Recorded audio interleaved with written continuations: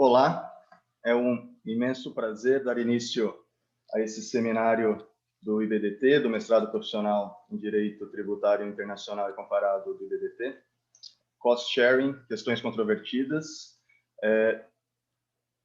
Preciso agradecer a cada um dos painelistas que estão há 2 semanas, ao menos, discutindo, planejando, traçando como serão esses próximos 5 dias, junto com a coordenação aqui desse evento.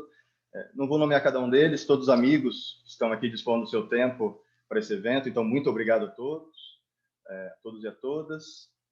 Agradecer a todos aqueles que fizeram a inscrição, que aí, acreditaram no interesse do evento e se dispuseram a dedicar tempo também em assistir essa sequência de webinars e também a participar. Convido a todos os participantes que também façam questões, enviem questões no chat, no Q&A. Nós tivemos 500 inscritos, nós precisamos encerrar as inscrições alguns dias atrás, em razão do grande número de inscritos. Então, espero que todos que se inscreveram participem e aqueles que não consigam assistir ao vivo, as gravações depois serão disponibilizadas. Mas é muito importante ter a presença de vocês aqui para fazer perguntas e acrescentar. Quando eu vejo a lista dos inscritos, é muito interessante, você consegue ver grandes nomes do direito tributário, de auditorias, de escritórios de advocacia, da Receita Federal, da Procuradoria, ou seja, há aqui uma presença bastante diversificada de participantes. Então, a participação de vocês é muito importante. Em especial porque, preciso dizer rapidamente alguns detalhes sobre esse seminário. É um tema de extrema relevância, é um tema que todos nós aqui temos questões importantes para serem discutidas. Então, isso já justificaria um seminário por si só. Mas há algo além da realização desse evento por si só, né? Nós temos aqui uma pesquisa de mestrado que está sendo desenvolvida. A mestranda Adriana Brito, ela está inaugurando essa iniciativa do mestrado profissional do IBDT, que se chama Research Projects on Demand, em que os mestrandos e mestrandas, qualquer pessoa que está fazendo esse curso conosco, pode apresentar um projeto à coordenação do mestrado e a coordenação vai verificar a viabilidade do projeto de pesquisa apresentado e a aderência ao trabalho de conclusão de curso que vai ser desenvolvido. Esse projeto de pesquisa dentro dessa iniciativa pode ser um grupo de estudos, um seminário, como nós teremos aqui hoje, uma simples mesa de debates, com a presença de diversas pessoas. Enfim, o mestrando tem aqui o convite para usar a sua criatividade e estruturar algo inovador, algo que agregue ao seu trabalho de conclusão de curso, de forma que, com isso, nós conseguimos já impulsionar a pesquisa desse trabalho, não somente para o último estágio do curso, mas para que isso seja uma constante, essa pesquisa seja uma constante durante esses 30 meses de curso. E também conseguimos atender a sociedade no sentido do mestrado, seu mestrado profissional, o mestrado, então, com uma vocação acadêmica natural, mas com uma pegada profissional, eu diria. E aí, este webinar é uma forma de nós entregarmos à sociedade o trabalho de bastidor que está sendo feito também.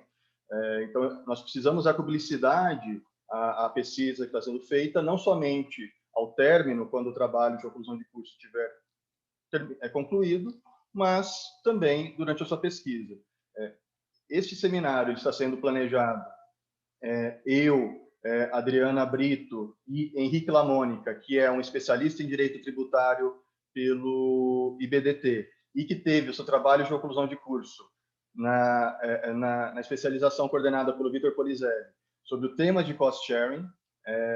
Nós nos reunimos desde janeiro e estamos aqui trabalhando num cronograma super detalhado, ou seja, há um projeto acadêmico por trás disso, isso que eu quero deixar claro.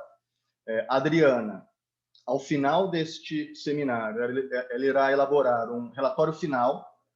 Este relatório final, ele irá também gerar aí, essa nossa expectativa, um círculo virtuoso. Então, neste relatório, ela irá colocar os desafios que ela enfrentou para a gestão deste projeto, o que poderia ser feito de melhor, o que foi realmente uma ideia, um ato que deu muito certo, para que o próximo colega possa também beber dessa água e, a partir daí, nós, em pouco tempo, nós temos uma tecnologia mais avançada em administração e gestão desse tipo de projeto. Eu, particularmente, preciso dizer que não fiz praticamente nada, só fui dando os meus pitacos aqui em algumas questões de experiência que nós tivemos em eventos anteriores. E os grandes responsáveis por isso, e já passo a palavra a eles, Adriana Brito, Henrique Lamônica. Adriana, este evento está sendo promovido pelo mestrado do IBDT para fortalecer, para engrandecer a sua pesquisa. Então, você tem já feito um trabalho excelente e eu, como seu orientador, estou muito orgulhoso, mas a responsabilidade para entregar um trabalho de excelência está ficando cada vez maior. Então, obrigado por iniciar esse projeto, obrigado por ter essa disposição, e você só está nos mostrando todo o seu profissionalismo que você, enfim, que é conhecido de todos nós. Henrique, Lamônica, muito obrigado também por toda a sua colaboração. O trabalho desta semana está só começando, então vamos seguir nesse ritmo bacana que nós estamos para nós terminarmos na sexta-feira e comemorarmos um evento de muita excelência. Obrigado a todos, pessoal. Tenham um excelente evento. Muito obrigada, Luiz Flávio, pelas palavras. É uma honra enorme estar aqui organizando esse seminário com excelentes palestrantes, professores, colegas e amigos. Então, inicialmente, eu gostaria de agradecê-los, porque eu sei o quanto é difícil acomodar as agendas, eu sei o quanto é trabalhoso, mas todos vocês foram essenciais para que esse evento acontecesse. Então, muito obrigada por embarcar nessa jornada comigo. Vocês contribuíram absurdamente com todos os debates que nós tivemos ao longo deste processo. E, obviamente, eu queria agradecer em especial ao IBDT, em seu nome, Luiz Flávio, pela oportunidade de iniciar esse projeto com um tema tão relevante e desafiador para todos nós, né?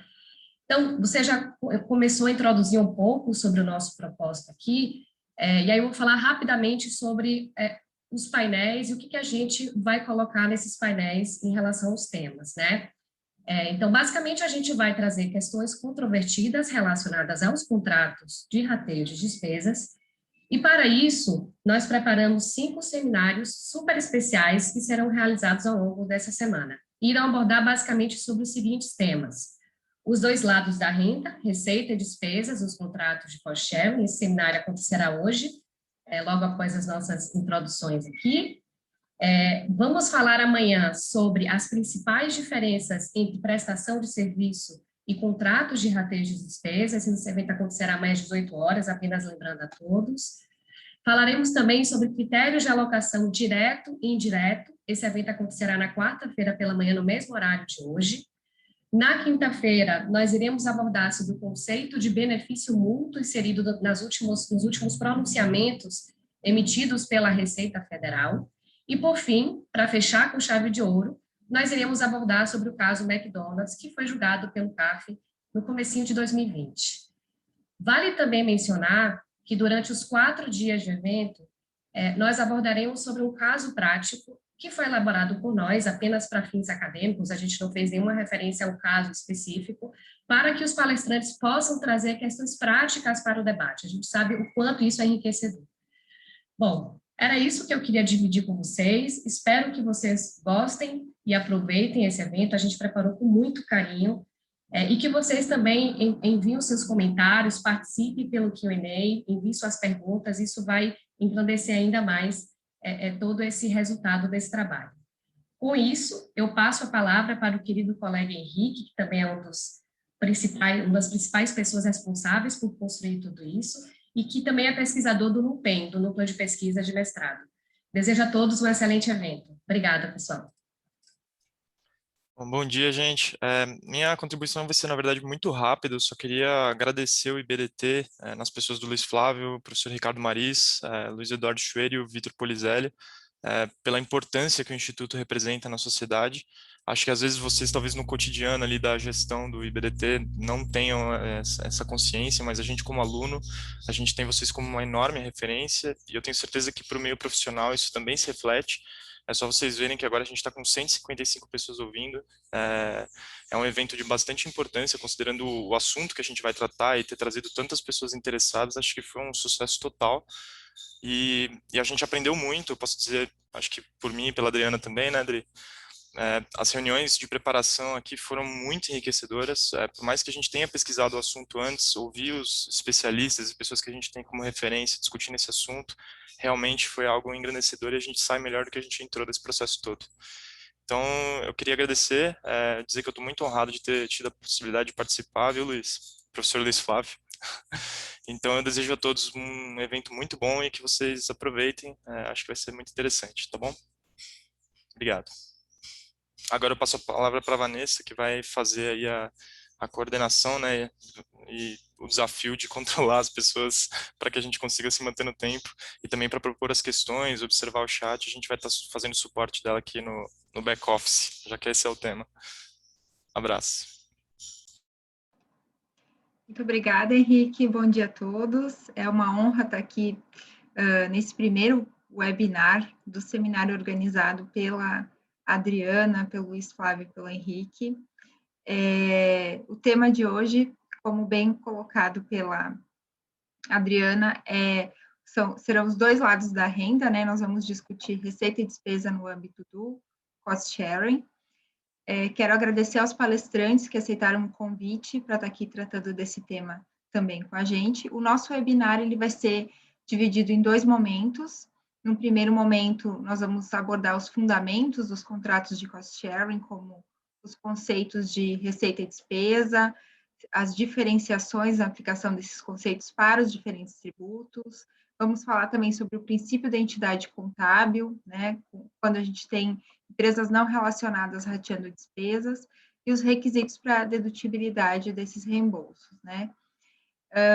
No segundo momento do nosso webinar, nós vamos tratar dos contratos internacionais de cost sharing e aplicação ou não dos preços de transferência a esses valores.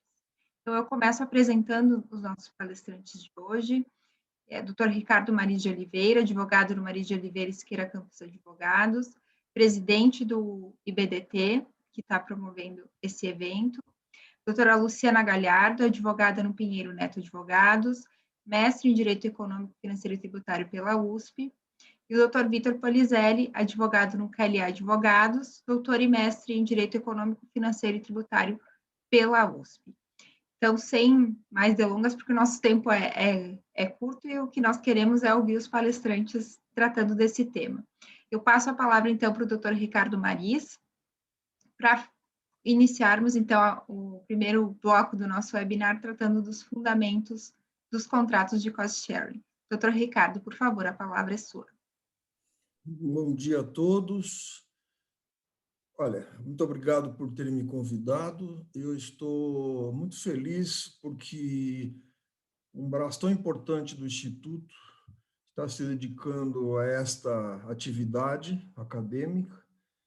E, Henrique, nós temos, mesmo quem não está diretamente ligado ao curso, como eu, acompanha o desenvolvimento do curso e tem perfeita noção da importância que ele tem e que o Instituto está tendo para a pesquisa do direito tributário no Brasil. Eu queria até dizer o seguinte, nós todos no IBDT, na diretoria, no conselho, doamos o nosso tempo para o Instituto, né? Então fazemos isso com grande amor. E, portanto, quando acontece um evento como este, nós nos sentimos devidamente remunerados pela alegria de vermos as coisas acontecerem dentro do Instituto. Eu vou apresentar para vocês uma breve noção do contrato de cost sharing ou de compartilhamento de custo, porque, como todos sabem, ele é um contrato atípico.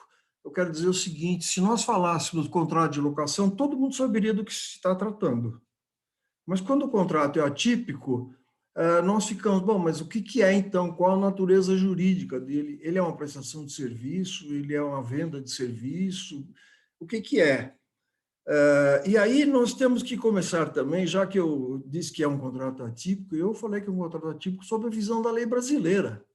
O artigo 425 do Código Civil brasileiro permite a contratação de negócios jurídicos que não estejam expressamente regulados pela lei, desde que observadas as normas gerais do Código, mas isso é quando se trata de um contrato entre partes brasileiras. Quando nós tratarmos do cost share internacional, a primeira pergunta é qual é a lei que rege esse contrato, né? Porque aí nós poderíamos ter uma visão um pouco diferente. Evidentemente que eu vou falar sobre o ponto de vista da lei brasileira, do contrato atípico. E por que nós temos que nos preocupar com definir esse contrato? É pelo seguinte, como eu disse, se eu falo em contrato de locação, todo mundo sabe o que é.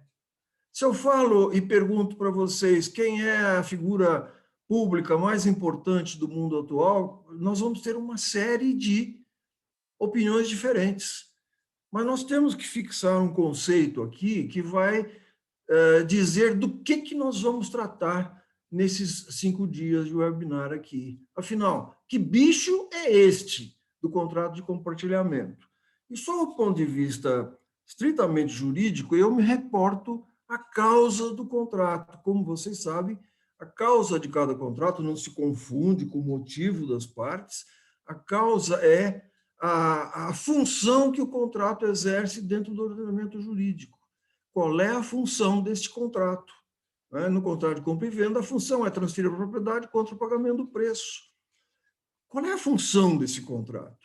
Como é que se identifica a função desse contrato? Quando se trata de contrato típico, nós encontramos isso na lei. Mas quando se trata de um contrato atípico, nós temos que investigar pelas cláusulas do contrato. E eu já chamo a atenção de vocês para que não adianta colocar lá em cima no título, né, contrato de compartilhamento de custo. Não, o título não identifica a natureza jurídica do negócio. O que identifica são as cláusulas efetivas, aquelas que atribuem direitos e obrigações. Em outras palavras, a causa se identifica pelos efeitos que o contrato produz entre as partes. É por isso que nós podemos fazer uma observação. A causa está para o direito, como a relação causa e efeito está para outras áreas de atuação humana, ou mesmo da vida natural. Então, a causa é refletida pelos efeitos que o contrato estabelece.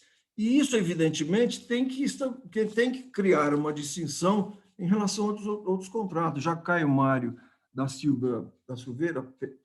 Pereira da Silva, desculpa, Caio Mário já dizia que a causa identifica a natureza de cada contrato e o separa, o distingue dos demais contratos.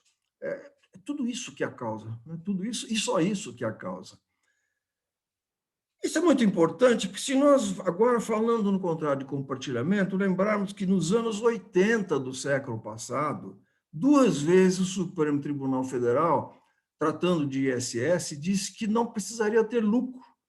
E ele disse que, quando um contrato de prestação de serviço envolve reembolso de custos e despesas, e não tem margem de lucro, os custos e despesas representam o preço do contrato sujeito ao ISS.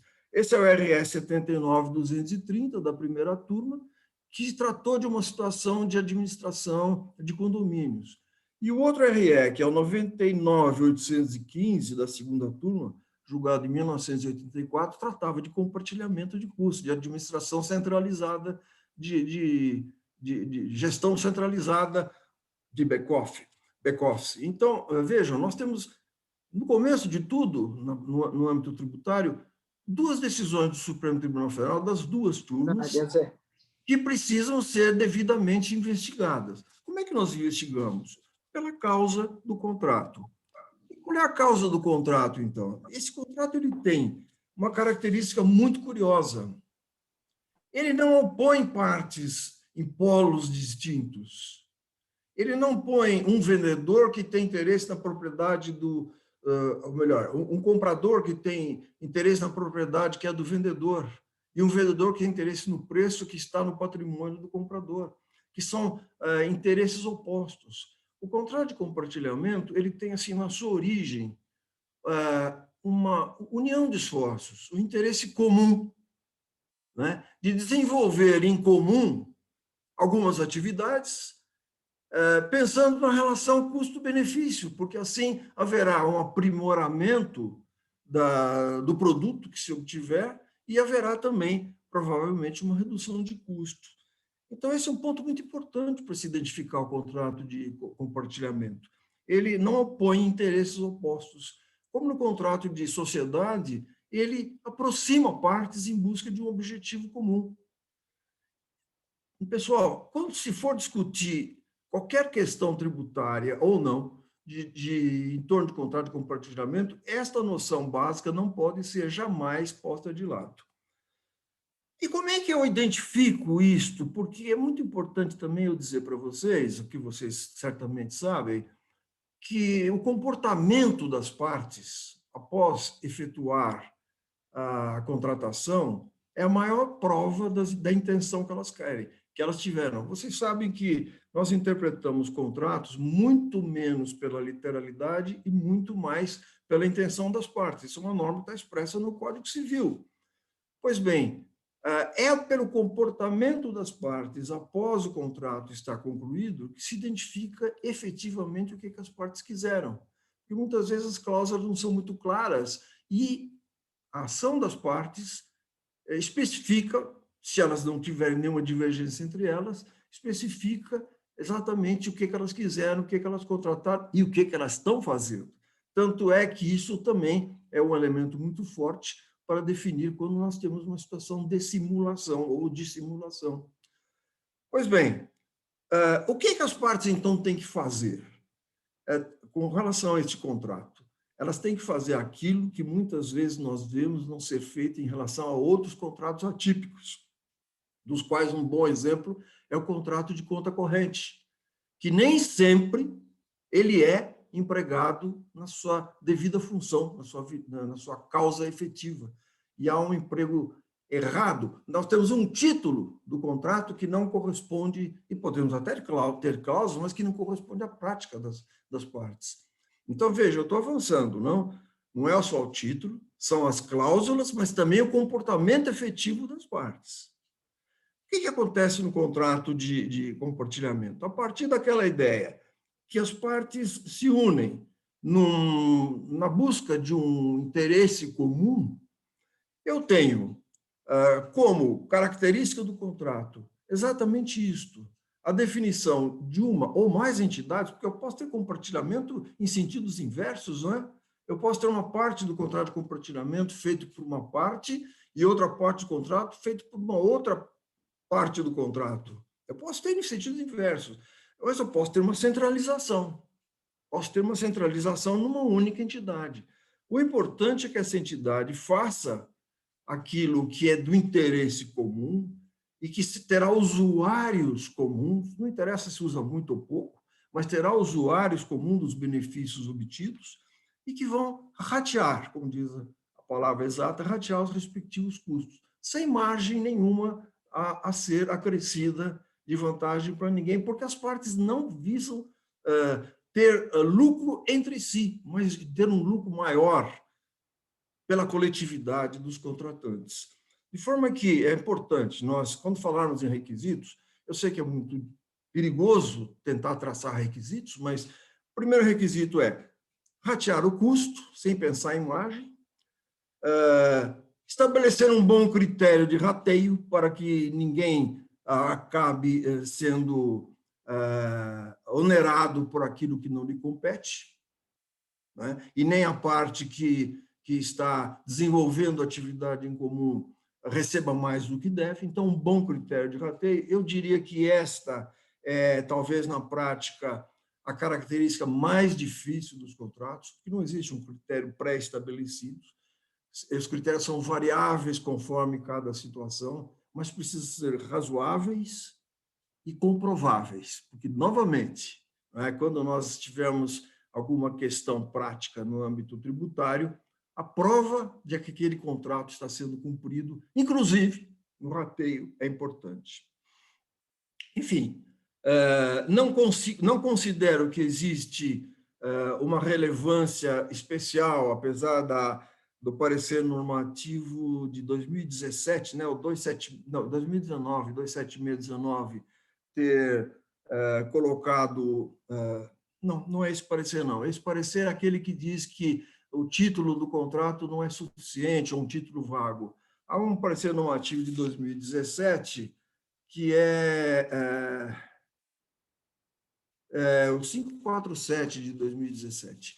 Ele diz que entre partes independentes não pode haver contrato de compartilhamento, o que não é verdade. É perfeitamente possível, e na prática nós conhecemos situações normais, que não são de abuso, em que existem terceiros não relacionados, vinculados num contrato de compartilhamento de custo. E eu vou parar por aqui, porque a minha função seria mais dar uma ideia não básica do contrato. Evidentemente, nos passos seguintes, nós vamos verificar o que é receita, o que é despesa, o que é custo. Eu só diria uma coisa para vocês nessa abertura, né? Se eu estivesse fazendo isso isoladamente, não em compartilhamento, o que eu teria? Eu teria um custo, pode ser. Teria um custo de um ativo não circulante, pode ser, né? Eu tenho um custo de um ativo circulante, pode ser. Eu tenho uma despesa, pode ser. A pergunta é, se eu estivesse fazendo aquela atividade que está sendo produzida dentro do agrupamento contratado, que tratamento eu daria para isso? Né? E para a receita, eu posso usar um raciocínio semelhante. Para a receita, quer dizer, aquele que vai ser reembolsado. Em princípio, isso não é receita, porque ele não desenvolve isso como atividade. Né? Na verdade, ele tem um custo que não é dele, parte desse custo não é dele. Até sob o ponto de vista contábil, eu não quero entrar nesse aspecto a fundo, e nem dizer que isso vai definir a natureza jurídica, mas o certo seria já conseguir separar dentro do custo das despesas incorridas para a produção daquele benefício comum, separar aquilo que vai ser compartilhado e não levar para resultado, levar para uma conta a receber. Né?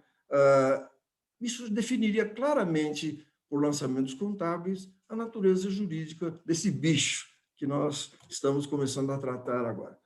Muito obrigado.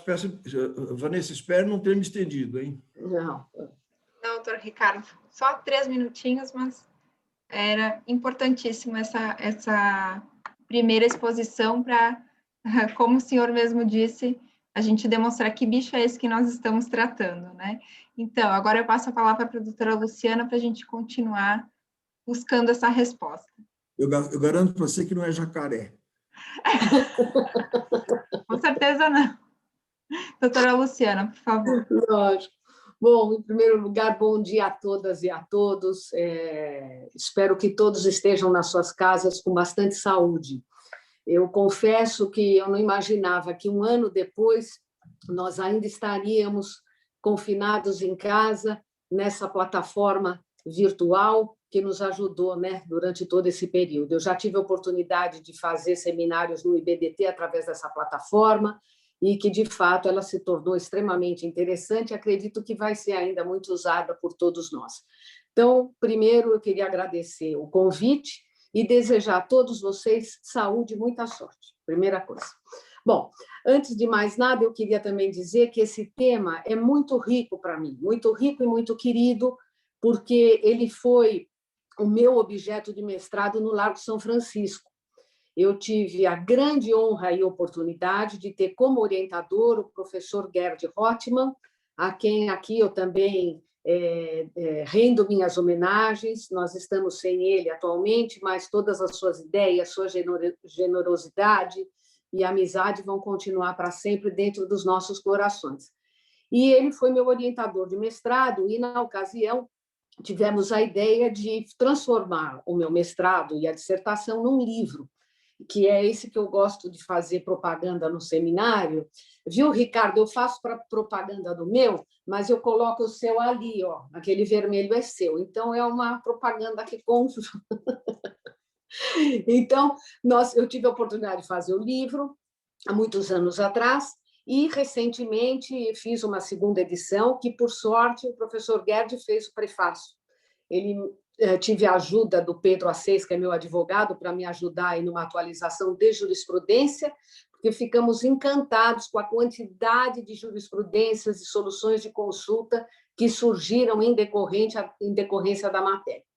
Então, acima de tudo, para mim, por isso que o tema é muito interessante. Então, eu queria agradecer de novo o convite ao IBDT, uma honra estar com o Ricardo Mariz nesse painel, com os demais, Vitor, Adriana, Henrique e Vanessa, porque sempre é a possibilidade da gente trocar ideias sobre um tema tão importante. Mas o que eu queria contar para vocês, que eu acho que é interessante, é como surgiu, para mim, o contrato de rateio. Eu era estagiária do escritório, eu sou sócia do escritório Pinheiro Neto, e lá já sei, vão 30 anos. Não parece, mas já são mais de 30 anos que eu comecei no escritório. E, na ocasião, a Arthur Andersen era uma das maiores, se não a maior empresa de auditoria do mundo. E a Arthur Andersen procurou o escritório porque ela tinha um centro em St. Charles, em Illinois, onde ela oferecia para todos os seus auditores do mundo inteiro, Ásia, Europa, América Latina, Estados Unidos, um centro de treinamento de auditoria e de contabilidade, ou seja, todo mundo que trabalhava na Arthur Andersen era obrigado a fazer esses cursos de imersão na cidade de St. Charles. E a Arthur Andersen nos procurou e dizia o seguinte, até questionada pelo próprio fisco americano: já que eu estou incorrendo em gastos elevados, que eram lugares de espaço, professores, todo o treinamento e etc., todas as horas despendidas nisso, será que é correto que toda essa despesa seja alocada nos Estados Unidos, quando, na verdade, ela beneficia o mundo todo? Ela beneficiava Brasil, Ásia, Europa e assim por diante. E nós, então, passamos a fazer e redigir o primeiro contrato de compartilhamento de custos e despesas, porque até que ponto essa despesa deveria ser realmente alocada 100% nos Estados Unidos, quando, na verdade, ela beneficiava tantos outros lugares. E, então, foi o que foi feito. Nós identificamos os benefícios, na ocasião, baseado no número de pessoas que frequentavam os centros de estudo, e aí minutamos o primeiro contrato de rateio. Levamos o contrato para o INPI, porque há 30 anos atrás a matéria era suscetível de averbação no INPI, Instituto Nacional de Propriedade Industrial, porque o INPI queria monitorar o que era feito e o que pagamentos eram aqueles.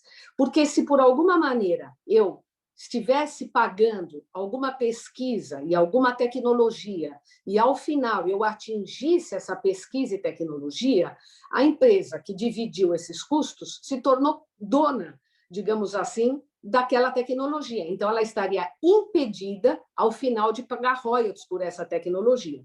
Então, o INPI monitorava, mesmo contratos de rateio de custos e despesas. E a nossa função foi mostrar, olha, eu vou averbar, seguindo a instrução, na época, acho que era 120 de 93, deixando muito claro que aqui não estava havendo transferência de tecnologia.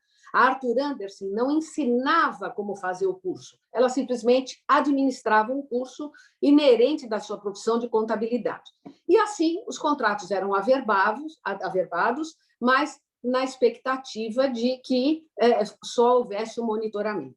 E foi isso durante muito tempo. Hoje, quer dizer, nem só hoje, há muitos anos, o INPI se conscientizou que contratos dessa natureza não devem ser levados à averbação, a não ser que eles tratem efetivamente de uma transferência de tecnologia. Mas como nós estamos no campo do puro rateio de custos e despesas, então não há que se falar de averbação no INPI nos dias de hoje, tá? Então essa foi a história, digamos assim, de onde eu conheci o contrato. Como bem falou o Ricardo, as grandes vantagens de um contrato dessa natureza é justamente você ter a opção de padronizar, de ganhar na escala, de você gerar sinergias, de você maximizar ou minimizar encargos, né? Você ter uma melhora de controles. Não faz sentido você ter um RH de 30 empresas de um mesmo grupo econômico, ora uma aplica uma alíquota, ora aplica outra, uma dá mais férias a mais, outra dá férias a menos.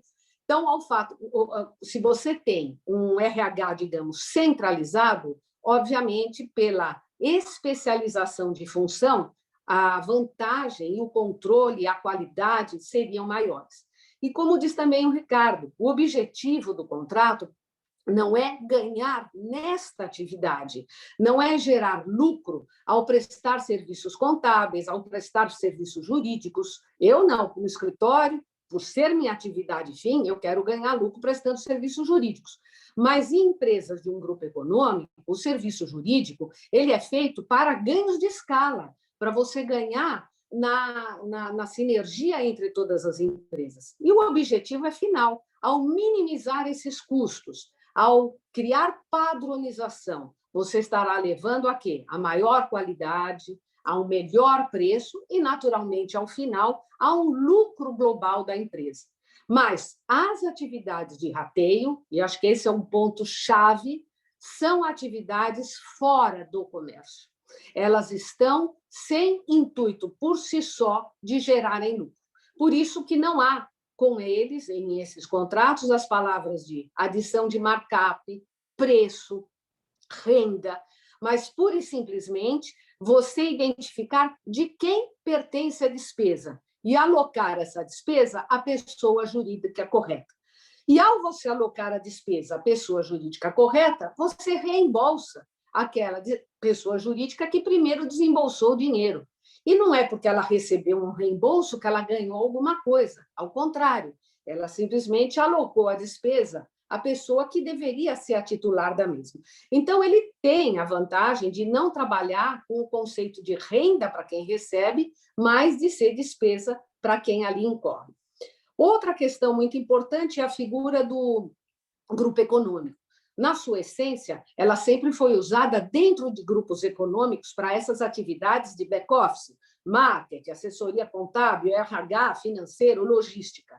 Mas é nítido que essas operações poderiam também ser feitas fora de um grupo econômico.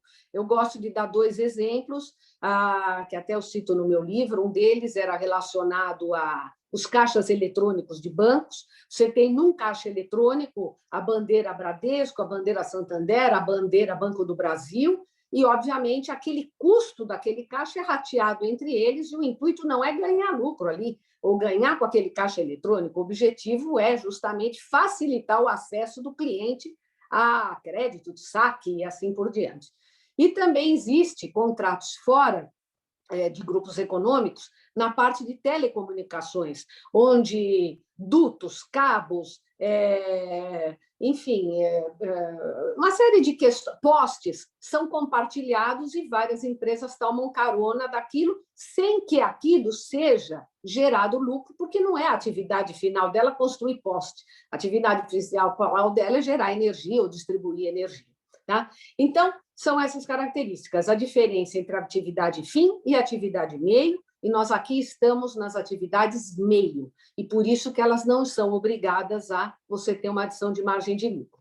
Como bem falou o Ricardo, contratos atípicos e negócios jurídicos, né?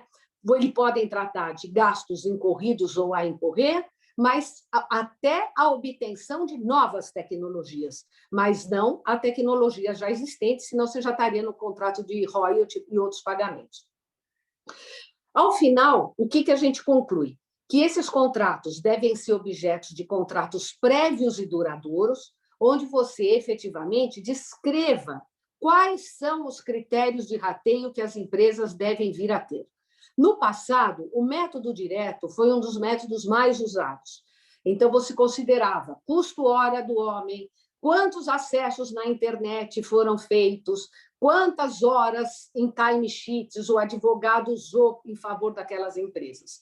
Mas, na prática, se verificou que o critério direto, embora muito perfeito para você identificar o benefício de cada empresa, ele gerava um trabalho que muitas vezes ninguém fazia. Uma coisa sou eu que há 30 anos faço timesheet.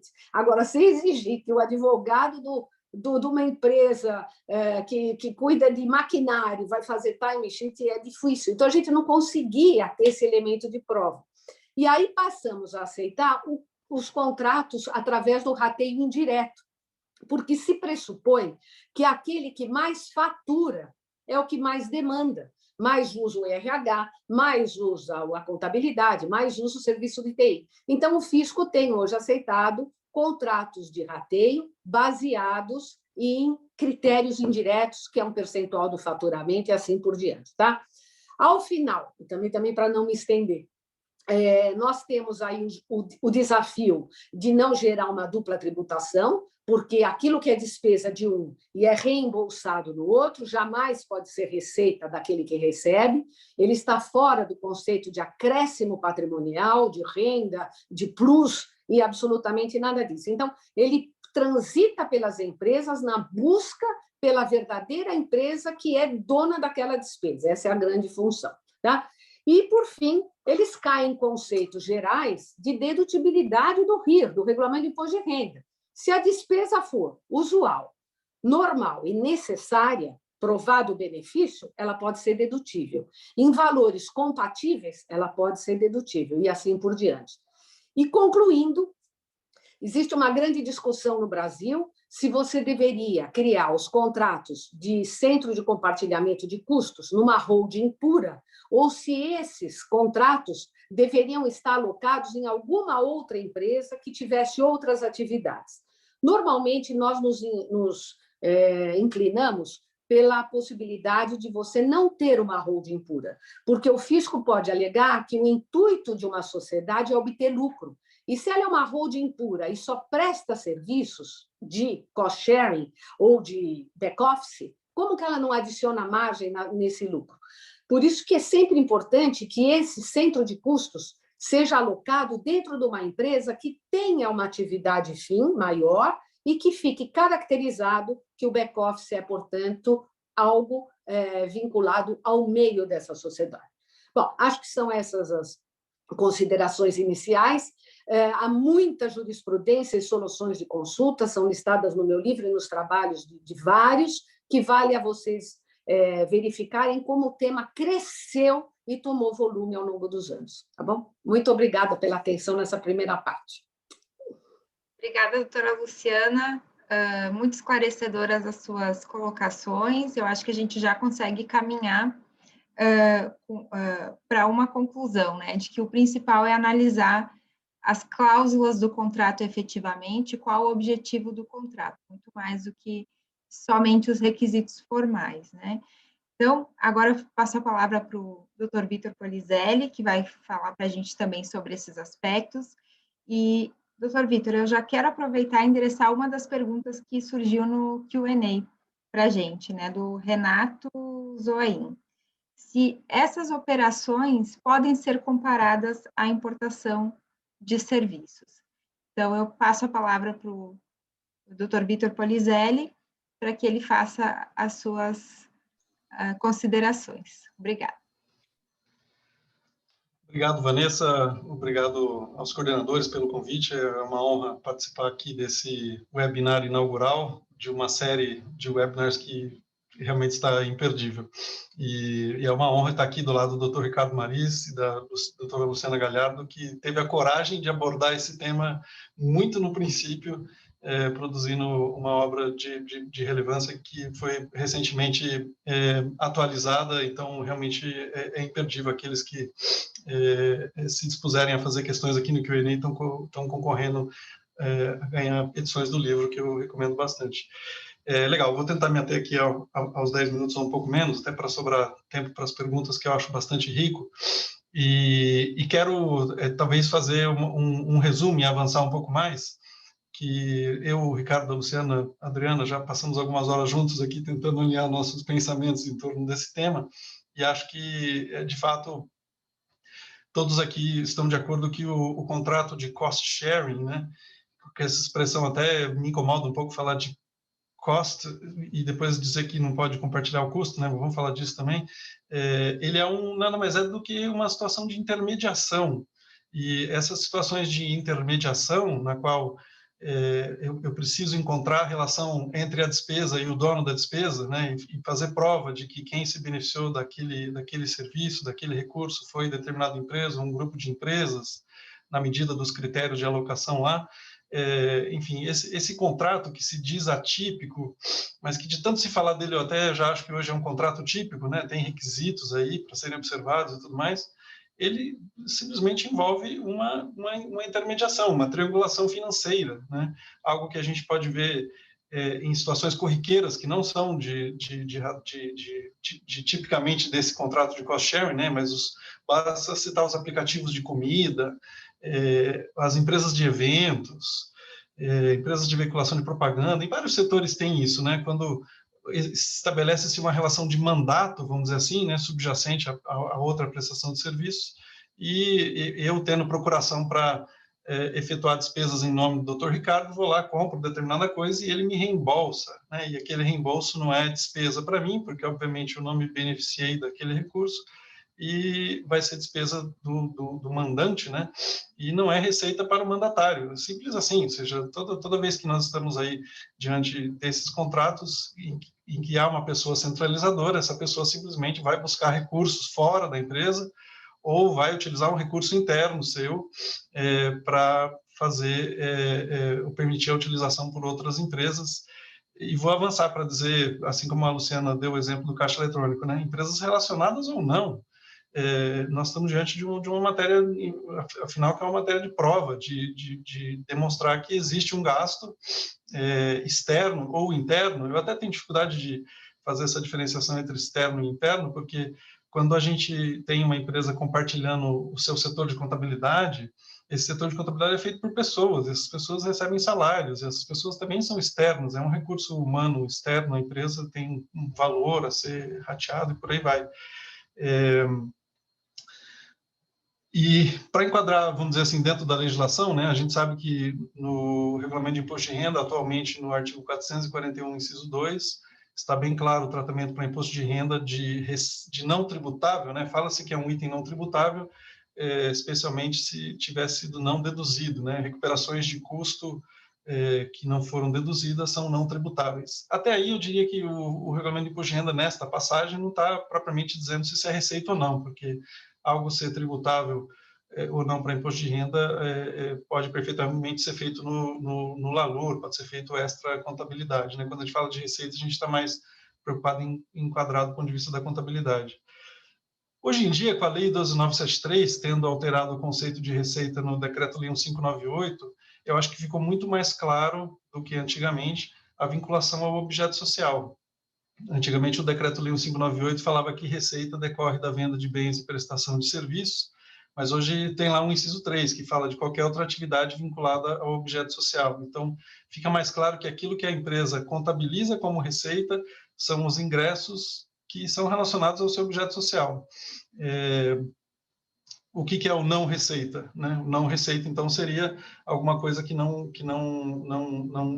está relacionada ao objeto social. Daí, acho que todos concordamos aqui que a distinção entre atividade fim e atividade meio fica mais clara, né? Mas mesmo assim eu me pergunto bastante, ou seja, se eu vou compartilhar, e eu tenho muita dúvida no exemplo do caixa eletrônico, Luciano, eu não sei se o caixa eletrônico é despesa ou é custo, porque ele é tão intrínseco da atividade, né? Ele é o próprio banco, a pessoa, né, ali naquele terminal realiza todas as operações. Será que nós estamos diante de uma situação, olha, esse exemplo é tão bacana porque ele permitiria ilustrar um compartilhamento não de despesa, mas de custo, e entre empresas não relacionadas, né? Mesmo quando, enfim, eu penso sobre esse contrato e o que pode, o que não pode, né? O que está atrelado ao objeto social, o que não está, eu fico me perguntando, pode todas as despesas? Pode o SG&A inteiro, né? Selling, General and Administrative expenses, pode compartilhar a atividade comercial, pode compartilhar o departamento de vendas. As vendas não são super relacionadas com a receita, ele é despesa, ele não é custo, né? O sujeito que faz a venda. O departamento de compras, né? O exemplo dessa série de webinars, ele trata também de compartilhamento do departamento de compras. Pode ou não pode? E custos? Pode compartilhar custos indiretos? Eu me pergunto, especialmente custos indiretos, porque é bom lembrar, o Brasil é um dos poucos países que usa os gastos indiretos de produção, que classifica isso como custo. Na visão da maior parte dos países, inclusive do IFRS, o custeio indireto é tratado como despesa. O próprio projeto que estava, ou continua em andamento de reforma do IRPJ, que muita gente aqui teve contato e pôde discutir, previa, ou prevê ainda, talvez, a possibilidade de se tratar o custo indireto como despesa. Dá uma trabalheira tremenda ficar fazendo custeio por absorção e tudo mais. E se é possível, se você olha para isso e pensa que isso é uma despesa, será que não poderia ter cost sharing disso também? O que precisa ser feito, né, para que isso, do ponto de vista da prova, o rateio de despesas ou de custos fique mais bem desenhado?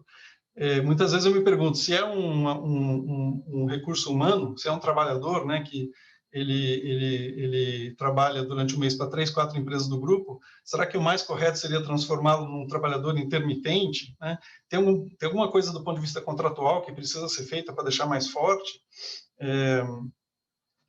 E continuo sempre achando que, sim, sempre é possível ratear o máximo de coisas possível, desde que fique claro que aquele gasto, aquela despesa, aquele recurso não foi aproveitado 100% por uma empresa só, e se tem mais empresas se aproveitando, não haveria por que se negar isso.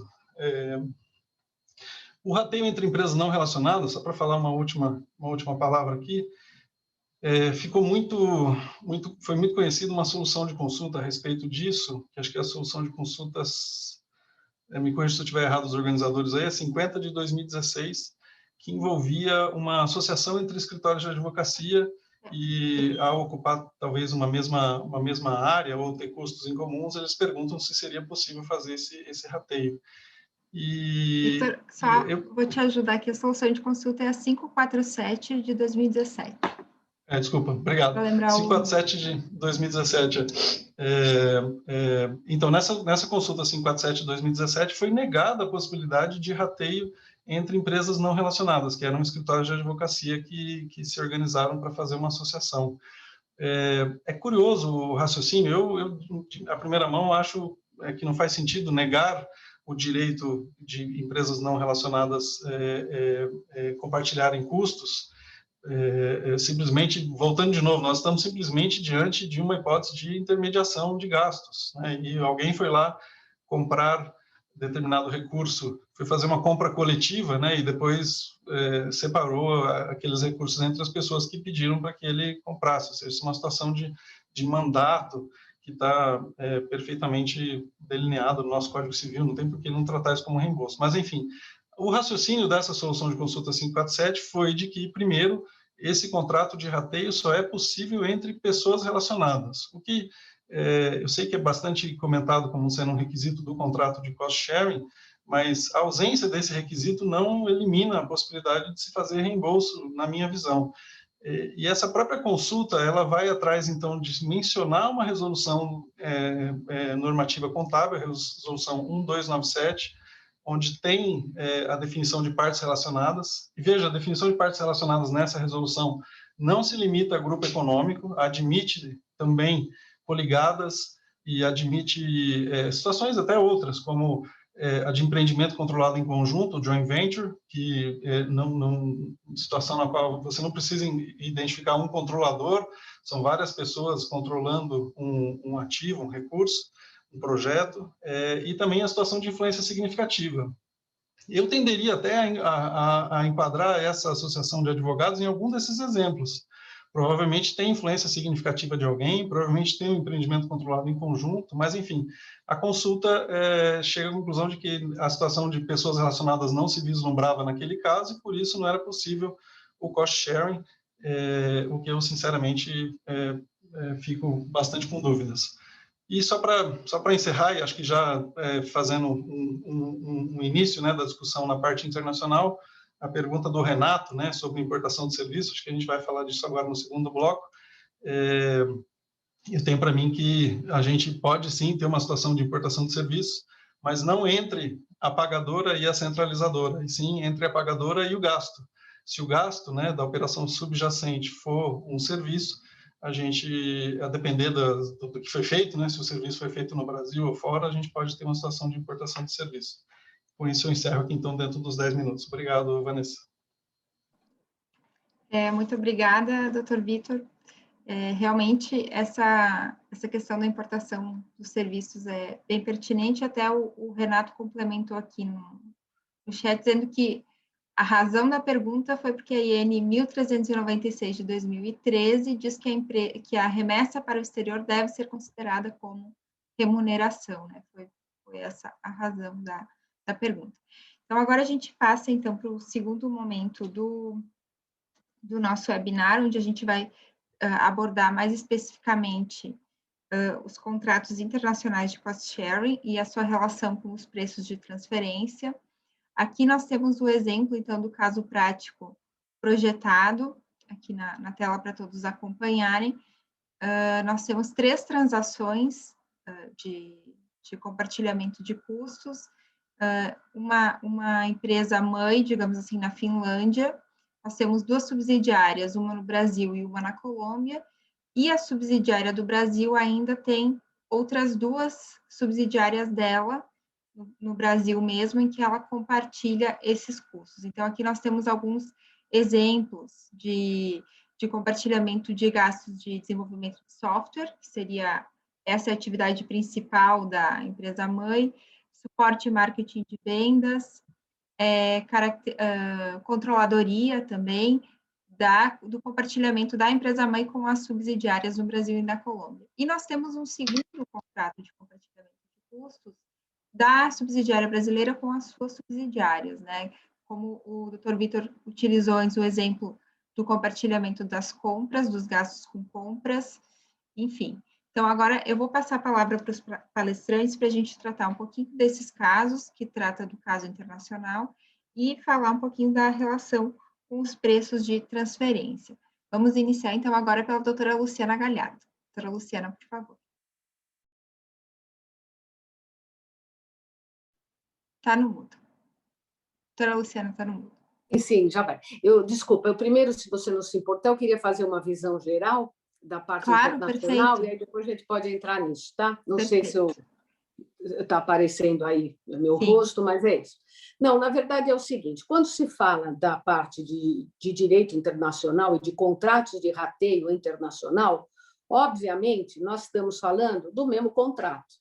Então, assim, a essência de um contrato de rateio no Brasil, ele tem as mesmas essências no seu contrato internacional. Então, continua fora do comércio, ele continua sem markup, ele continua sem preço, ele continua sem transferência de tecnologia. Então, é o mesmo contrato na sua essência. Eu vi também que veio uma pergunta em relação a serviços duradouros e contratos duradouros. Veja, não é que o contrato precisa ser o mesmo para sempre, mas ele precisa ser prévio. Eu acho que essa é a característica. Eu, previamente, deveria definir ali os critérios, os conceitos, os métodos, e, acabado o compartilhamento, ele pode acabar e ser revisitado de tanto em tanto tempo. Mas é recomendável que ele seja prévio, porque ele tem nuances e justamente pela sua atipicidade, digamos assim, tá? Bom, então, quando se fala em preços de transferência, obviamente é um tema do contrato internacional. Agora, e há uma série de assuntos na parte internacional. A gente tem que passar por preço de transferência, a gente tem que enfrentar a questão dos atuais BEPS e OCDE, como é que ela vê isso, tratados internacionais. A gente tem que passar sobre questões ligadas a restrições de dedutibilidade que hoje existe para pesquisa e desenvolvimento de novas tecnologias no exterior, e a grande questão, que é a questão das remessas ao exterior, quando você tem a fonte brasileira obrigação de fazer retenções para remeter quando eu estiver no campo da renda, no campo da receita ou no campo da efetiva prestação de serviços com preço, tá? Então, falando a primeira coisa, que é em relação a preços de transferência. Quando a legislação de preços de transferência foi criada, ela, obviamente, ela cuidou de examinar a famosa figura da manipulação dos preços. Ela achava que, pelo fato de você estar dentro de um mesmo grupo econômico, poderia haver uma interferência nas relações entre as empresas vinculadas, né? Então, como o próprio nome diz, preços de transferência. Ela lida com preços, ela lida com compra, com venda, com importação. E nós aqui não estamos nesse campo, porque, como eu disse, todas as atividades estão fora do comércio.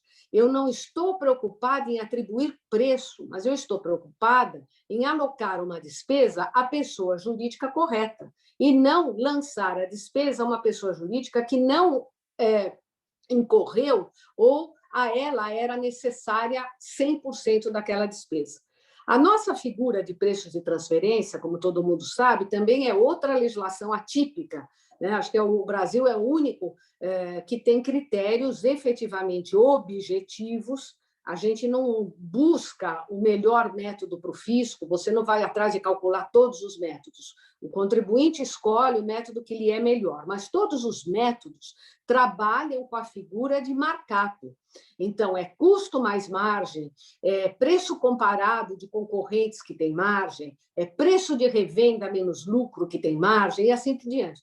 Então, na sua essência, o contrato de rateio, com características próprias, ele não se encaixa na nossa legislação objetiva de preços de transferência. Eventualmente, o que poderia ser examinado é até que ponto os custos, despesas e encargos são excessivos, porque preço de transferência trata com limites máximos de dedutibilidade, ou seja, o fisco não quer que eu infle quando eu importo bens, serviços ou direitos da minha parte relacionada. Mas será que eu inflei aquele custo? Será que eu paguei demais por ele? Mas não seria, a meu ver, nas regras de preço de transferência que eu acharia a solução para isso. A solução está nos conceitos gerais de dedutibilidade, os mesmos que regem os contratos no Brasil. Então, é usual? É normal? É necessário? Está em padrões compatíveis esses custos? Então, eles estariam, a meu ver, fora das regras de preço de transferência. Obviamente, o tema cost sharing internacional ele já foi regulado pela OCDE desde 1995. Ele trata lá de contratos de cost arrangements, cost funding, cost sharings. Ele tem um capítulo inteiro sobre isso. E quando surgiram, o G20 se reuniu para perceber que estava havendo uma erosão da base tributária, ele criou lá os BEPS para tentar criar guidelines para que não se usasse o rateio de despesas como um planejamento tributário internacional. Mas, veja, o Brasil não é membro da OCDE. O Brasil assinou a orientação dos BEPS, muito bem. Só que, de alguma maneira, eu tenho uma diferença conceitual, porque não há uma exigência da nossa legislação de adição de margem de lucro, como existe para países membros da OCDE. Então, nos relacionamentos internacionais, eu não sou obrigada a adicionar um markup. Por isso, também, a gente estaria fora. A gente atende os BEPs em todos os sentidos. Tem que ter um contrato prévio, tem que ser atividades meio, praticamente tudo isso está dentro. Só nós não temos igualdade no tocante à adição de margem de lucro, onde para nós não é obrigatório e para países membros da OCDE é. Outro aspecto importante no direito internacional tem relação com a dedutibilidade de despesas. Eu não sei se vocês tomaram conhecimento, porque foi uma legislação na época do governo da Dilma, era a Lei 10.632 de 2002, e depois, logo uma seguinte, em 2003. Na tentativa de você incentivar pesquisa e desenvolvimento no Brasil, foi criado um item onde pesquisas e desenvolvimento só seriam dedutíveis se fossem feitas dentro do país.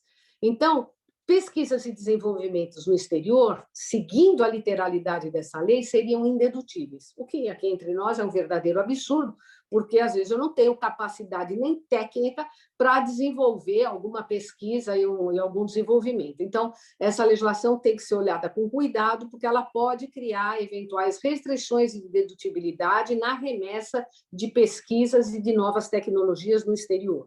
Embora também a gente defenda que a legislação tem que ser olhada com muito cuidado, tá? E na remessa desses dinheiros para fora, você enfrenta automaticamente os impostos de fonte.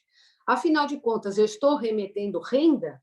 Não, não estou remetendo renda. Eu estou devolvendo uma despesa que alguém me antecipou. Então, não há o que se falar de IRF. Eu estou pagando uma prestação de serviços ou um faturamento ou uma receita? Não, eu estou simplesmente reembolsando aquilo que alguém me adiantou. Então, todos os impostos, imposto de renda fonte, CID, que pressupõe também a transferência de tecnologia, PIS, COFINS, importação e ISS, não deveriam estar inseridos nesses contratos em remessas internacionais. No passado, havia uma série de restrições cambiais para você remeter. O Banco Central não tinha o código reembolso de despesas. E quando se usava a palavra reembolso de despesas, se ligava reembolso de despesas à prestação de serviços. E o código mais comum seria a prestação de serviços. O Banco Central via a prestação de serviços para mandar rateio de despesas, exigia os impostos. Hoje, o Banco Central flexibilizou remessas ao exterior e você tem a possibilidade de você mandar ao exterior as suas disponibilidades de recursos. Você, brasileiro, abre uma conta de sua titularidade no exterior e você consegue remeter o dinheiro para fora e a sua empresa lá fora, o seu caixa lá fora, sua conta lá fora, faz os pagamentos.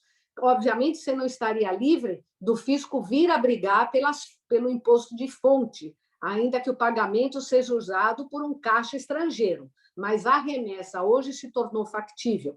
E foi disso que surgiu o auto de infração da Arcos Dourados. A Arcos Dourados é o McDonald's no Brasil, só que como ela é uma empresa argentina, ela foi autuada, e isso vai ser objeto de análise aí no último dia do seminário, que vale a pena a gente acompanhar, porque é um exemplo prático das retenções de imposto num contrato puro de coxa. E, para concluir, qual é a grande dúvida nos contratos internacionais? Quando eu reembolso despesas próprias ou despesas de terceiro.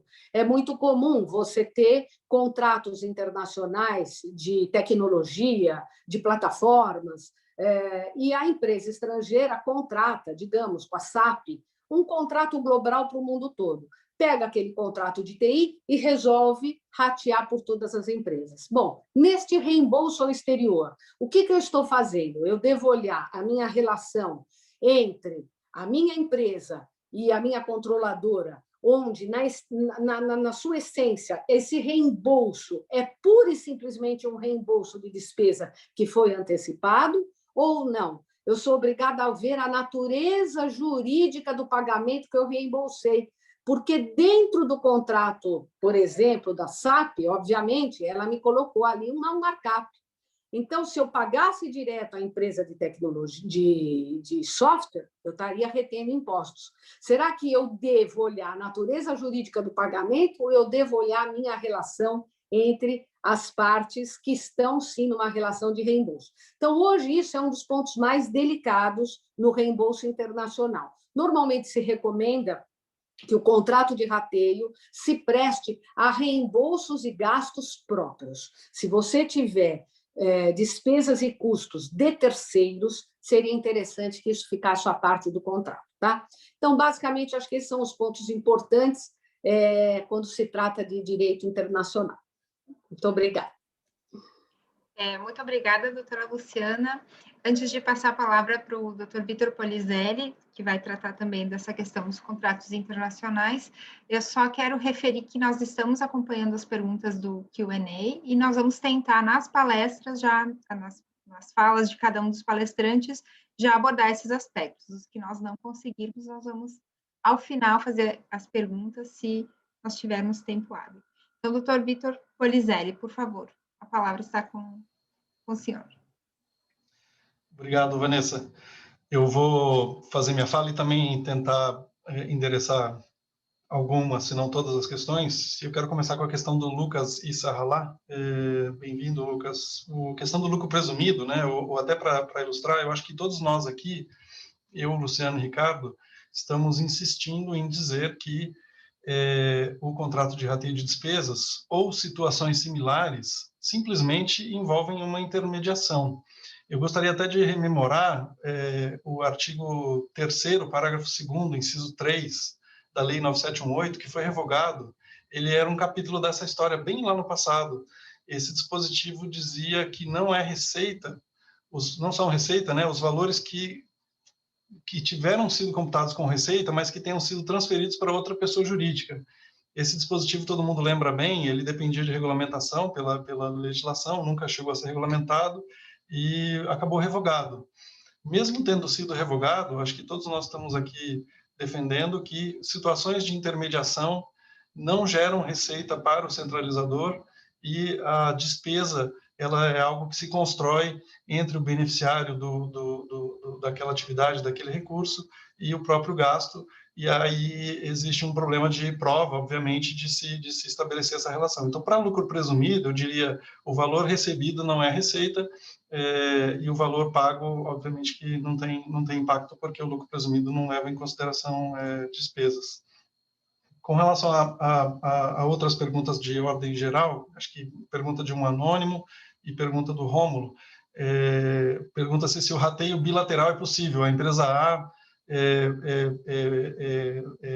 tem um recurso que ela divide com a empresa B, e, ao mesmo tempo, a empresa B tem um outro recurso lá que ela divide com a empresa A, de modo a gerar reembolsos de parte a parte. Acho que também, de novo, isso é perfeitamente possível. Nós estamos aqui diante de uma matéria de prova de deixar claro que o recurso ele é utilizado por mais de uma pessoa, estabelecer o critério para essa medida e fazer-se a prova. O Rômulo fez uma pergunta sobre o aspecto duradouro, né? E aí, Rômulo, acho que de fato estamos diante de elementos que são listados pela doutrina e são comentados nas consultas como sendo típicos deste contrato atípico de rateio de despesas.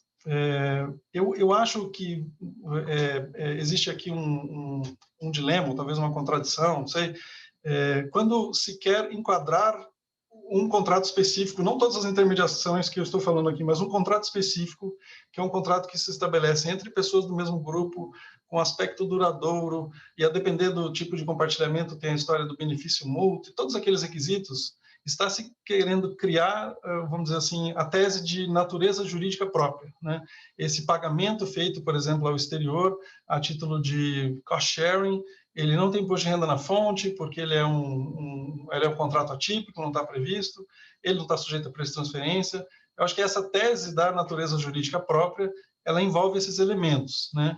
E aí, eu diria, se você está perseguindo a tese da natureza jurídica própria, talvez seja importante mesmo atender a todos os requisitos que são considerados pela doutrina e pelas consultas ou jurisprudência. Eu diria, então, que se não é isso, se nós não estamos perseguindo aquele contrato dito atípico, mas que eu estou insistindo aqui, que de tanta gente falar dele, eu acho que ele já é um contrato típico, né? Se não é aquele contrato, se não existe aspecto duradouro, se não existe pessoas relacionadas, tudo bem, a gente ainda assim vai estar diante de uma relação de intermediação na qual basta você estabelecer a relação jurídica entre a despesa e a pessoa que se beneficia daquela despesa. Uma outra pergunta que acho que veio aí também era se dava para aplicar o tratado subjacente, o tratado da empresa subjacente, né? Eu estou aqui dizendo, eu paguei para Dubai e Dubai, por sua vez, estava contratando um recurso externo na China, e esse recurso externo é o que foi compartilhado. Vamos dizer que seja um serviço, né? Ou então, na prática, eu não paguei para Dubai, eu paguei para a China, né? Eu não fiz um pagamento para o centralizador, eu fiz um pagamento para o serviço, para o recurso, o que quer que seja. Isso permitiria usar o tratado subjacente? A gente tem aí o caso prático em que tem uma empresa na Finlândia que contrata uma empresa de auditoria, provavelmente na Finlândia também, e essa empresa é externa, e esse gasto externo é que está sendo compartilhado. Então, o Brasil, quando vai fazer uma remessa para A&A IT Services aí do exemplo, está, na verdade, fazendo uma remessa para a empresa de auditoria. E a tributação a ser aplicada a esse caso deve ser estabelecida como se o Brasil estivesse pagando diretamente para a empresa de auditoria, e aí se vai ter IR-fonte, talvez o Tratado da Finlândia não permita, porque o artigo 12 do Tratado da Finlândia, por exemplo, tinha prazo de validade de 10 anos e ele não vale mais. Então, eu acho que esse buscar a operação subjacente continua valendo também numa hipótese internacional, na qual a triangulação deveria permitir que se aplicasse o tratado entre aquela terceira pessoa e o brasileiro. Os comentários da OCDE, para falar a verdade, não deixam muito claro se o cost sharing é receita para o centralizador ou não. Eu estava lendo no final de semana de novo para poder confirmar e não tem nenhuma passagem que ele deixe isso muito claro. E nas muitas vezes em que eu tive contato com isso do ponto de vista internacional, eu chego à conclusão que, na prática, de boa parte dos países, o contrato, o reembolso de despesas é algo que gera, sim, receita e despesa para o centralizador. Diferente da nossa prática aqui no Brasil, que acaba não tratando como receita esses elementos. Por que eu digo isso? Primeiro, para deixar claro que a OCDE não quis tomar partido, né, sabendo que talvez alguns países tratam de um jeito e outros tratam de outro. Ela não deixa claro que o centralizador deve reconhecer receita ou não. E eu quero também chamar a atenção que nas questões de triangulação, quando a gente quer usar o tratado entre o terceiro país, né, e o Brasil, pode acontecer problemas por causa dessa contabilização de receita no país do centralizador. Isso pode impedir que a empresa que está mais longe, né, nesse caso aqui, no caso prático, a FNL Auditing Company, se ela estiver em um outro país, né, pode ser que ela tenha dificuldade de aproveitar o imposto de renda retido na fonte no Brasil, porque ela não participou da primeira relação. Então, aí a gente começa a ter um pouco de dificuldade para poder enquadrar as coisas e pode gerar dupla tributação. Veja que, ao construir esse raciocínio, eu estou sempre querendo dizer a operação subjacente vai ser tributada. Eu não estou defendendo aqui a tese do contrato de rateio como uma figura autônoma e não sujeita à tributação. Mas mesmo que eu tenha feito esse caminho, a conclusão, né, ao falar aqui que a A&A IT Services, por exemplo, sendo centralizadora, pode contabilizar a receita, eu chego à conclusão de que esse cost sharing internacional ele pode gerar problema, de modo que a retenção do imposto de renda na fonte no Brasil ela vai ser um elemento complicador e que pode efetivamente gerar um gasto adicional que não vai ser eficiente o seu aproveitamento em outros países. E isso, obviamente, joga contra esse tipo de contrato ter tratamento de retenção na fonte. Mas, enfim, acho que estaria, pelo menos, coerente com a ideia de que o contrato de rateio ou uma situação de intermediação, mesmo não sendo contrato de rateio, a gente deve buscar sempre a relação entre a empresa que está gastando e o gasto e construir essa vinculação. Acho que é isso. Vou passar a palavra aos demais e fico aberto para as outras perguntas. Muito obrigada, Dr. Vitor, pelo esclarecimento. Conseguiu abranger diversas perguntas que chegaram para a gente. E agora eu quero passar a palavra, então, para o Dr. Ricardo, para fazer as suas considerações sobre a questão dos contratos internacionais de cost sharing e também já endereçar uma das questões que veio aqui do Rafael Facini, que também tem relação com um aspecto tratado pelo Vitor na exposição, né? Como compatibilizar os contratos de cost sharing, que tem mais de uma empresa centralizadora de despesas, especialmente se uma delas está no exterior, com a vedação à compensação privada de créditos. Então, doutor Ricardo, passo a palavra para as suas considerações. Obrigada. Muito obrigado, Vanessa. Com relação aos aspectos tributários, essa pergunta aí da compensação privada eu vou deixar para depois. Com relação aos aspectos envolvendo o cost sharing internacional, eu tenho para mim que já a Luciana tinha esgotado e o Vitor completou todos os esclarecimentos. Eu tinha algumas coisas para falar, mas eles já falaram, então eu não vou acrescentar nada.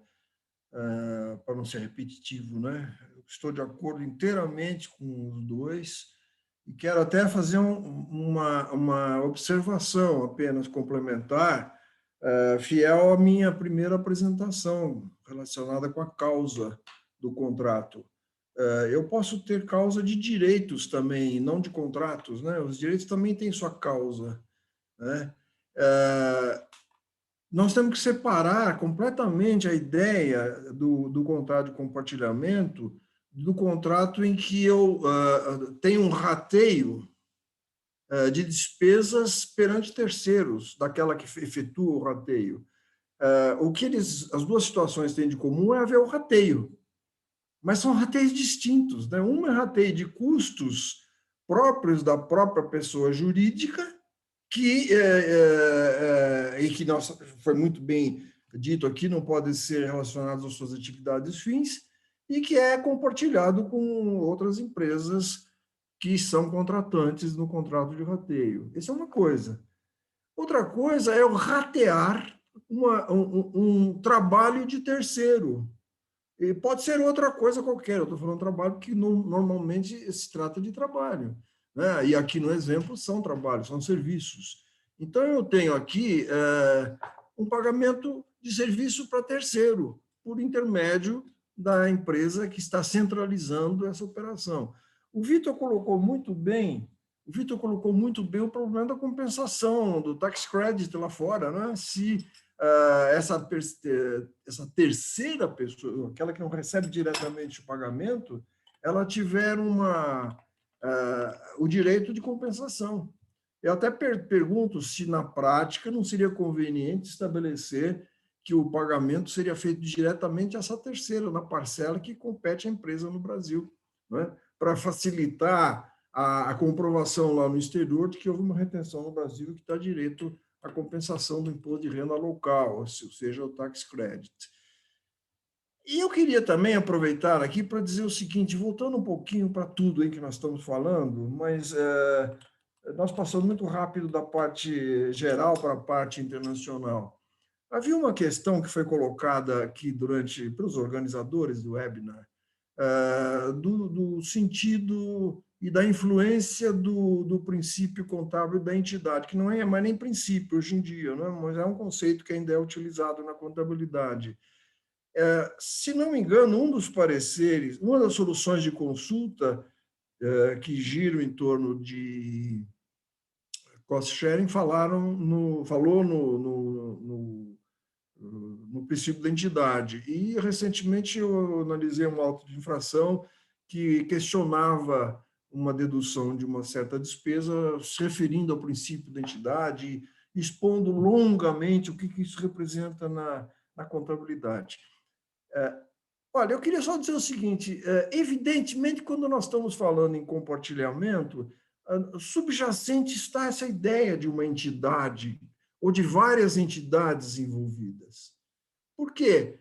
Eu estou tendo um custo que não é meu parcialmente, e parcialmente de outras, vou usar a palavra entidades, né? Subjacente está essa ideia da entidade, mas não é o conceito contábil que é relevante. O que é relevante? Aliás, tem uma diferença do contábil com o jurídico. O que é relevante é a independência patrimonial das pessoas jurídicas distintas, ainda que do mesmo grupo, ainda que seja controladora integral e controlada integral, né? Mas há uma distinção de personalidade jurídica e de patrimônios. E é por isso que nós estamos tratando de tudo isso, afinal de contas. Se fosse uma entidade só, não teria receita, não teria despesa, né? É porque nós estamos compartilhando entre mais de um patrimônio ou mais de uma personalidade jurídica custos que beneficiam a todos e que são incorridos em benefício de todos. Então, eu não acho que o princípio da entidade vai mudar nada do que foi dito, só queria fazer esta referência. Ele está subjacente, mas não muda nada. E mais uma coisa, na verdade, a entidade para a contabilidade não é necessariamente uma pessoa jurídica, né? A entidade pode ser uma fonte produtora, um centro de produção de atividades econômicas, independentemente da sua relação jurídica, da sua existência jurídica. Isso está claro na contabilidade. Aqui, para nós, não. Para nós, são entidades jurídicas que são envolvidas. Eu não vou nem pensar numa hipótese de uma sociedade irregular, ou seja, uma pessoa jurídica, ou melhor, uma sociedade não personalizada porque não registrou os seus atos constitutivos no registro competente. Não vou pensar nisso, né? Porque aí sim a entidade se aproxima muito da entidade contábil, se aproxima muito da pessoa jurídica não personalizada. Mas, então, para sintetizar esse aspecto, não acho que o princípio contábil da entidade altere tudo que foi dito aqui. Ele está subjacente, mas não muda absolutamente nada. E eu queria fazer uma referência ao problema da prova, que veio sendo falado ao longo de todas as exposições aqui. No contrato de compartilhamento, o grande problema é do que se trata, o que está sendo compartilhado e em que critério está sendo usado para ser compartilhado. Isso tudo existe prova. Não? No processo tributário, e eu imagino que nós estamos tratando de uma situação que tem um processo, tudo depende de prova. E aí eu queria até fazer uma referência a uma verdade que uma vez um advogado bem mais velho que eu e que me ensinou muito na vida, me ensinou. Ele disse o seguinte: se o direito é uma ciência, a advocacia é uma arte. E aí cabe ao artista advogado, em cada caso, fazer a prova necessária e, evidentemente, ser variável de situação para situação. Mas eu quero dar uma coisa que está sempre na minha cabeça quando se fala em compartilhamento de custos. Suponhamos que exista uma situação extrema. A empresa que compartilha, que reembolsa, portanto, não tem departamento de contabilidade.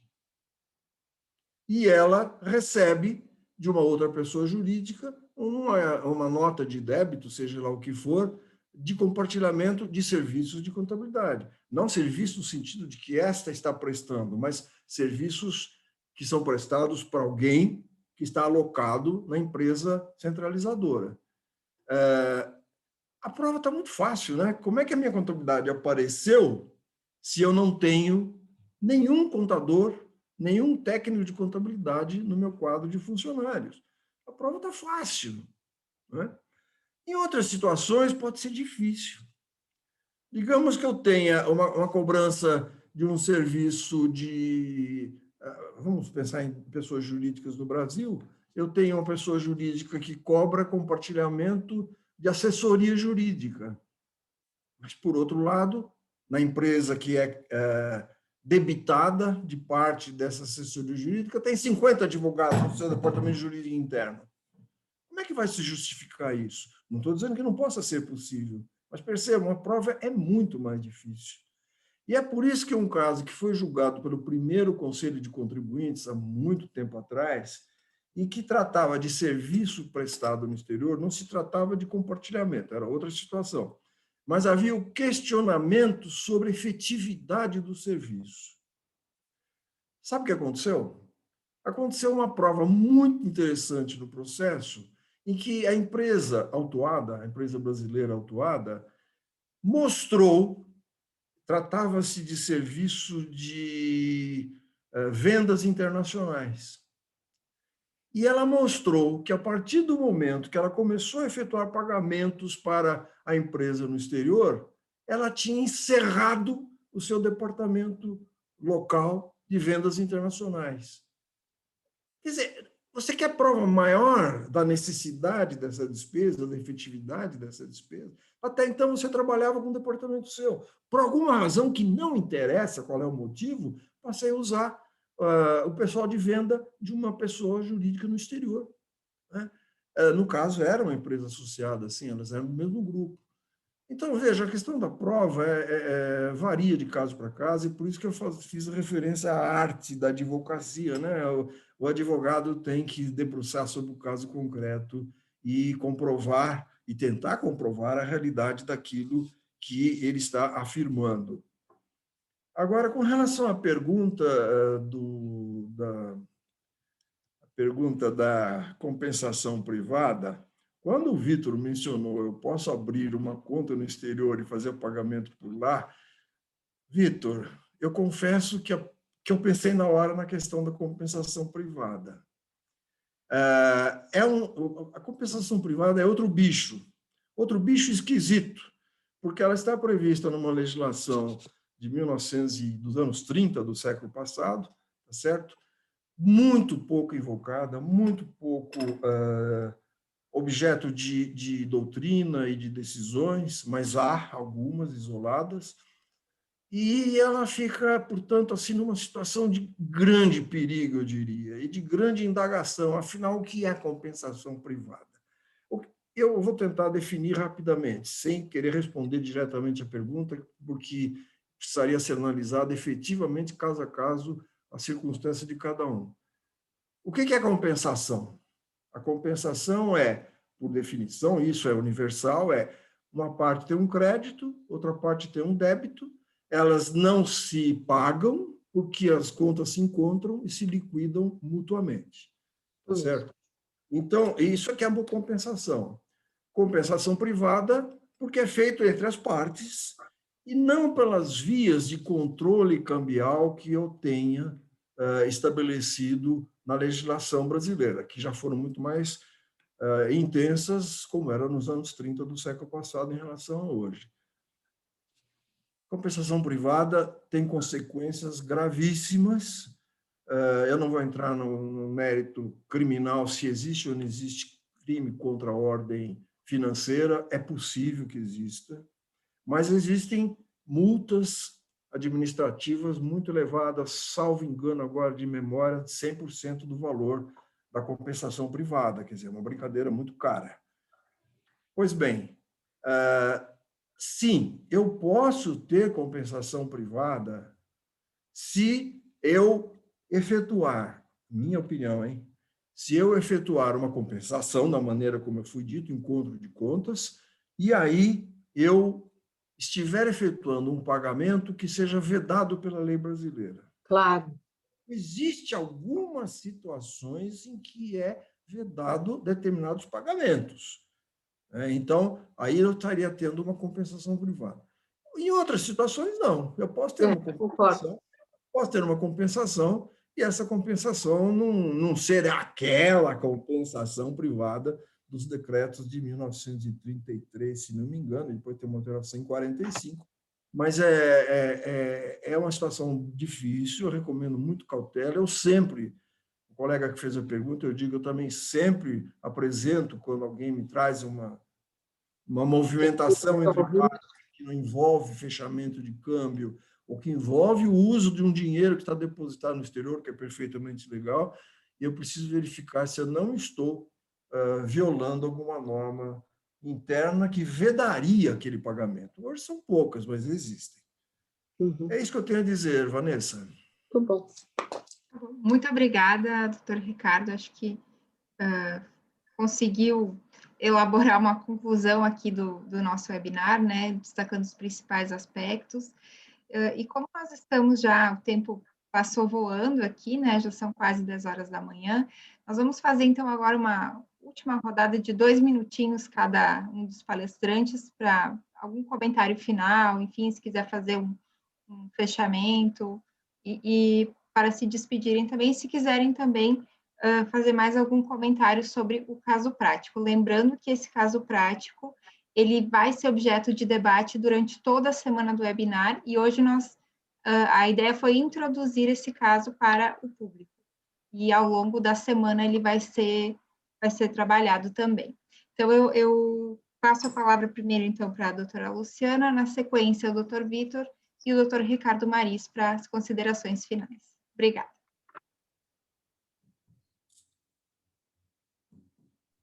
Doutora Luciana, a senhora está no mudo. Perdão. Só completando o que falou o doutor Ricardo, de fato, viu, Ricardo, a gente que tem mais idade, a gente lembra do Decreto Ouro. Então, o Decreto Ouro é que trazia lá a figura da compensação privada de créditos.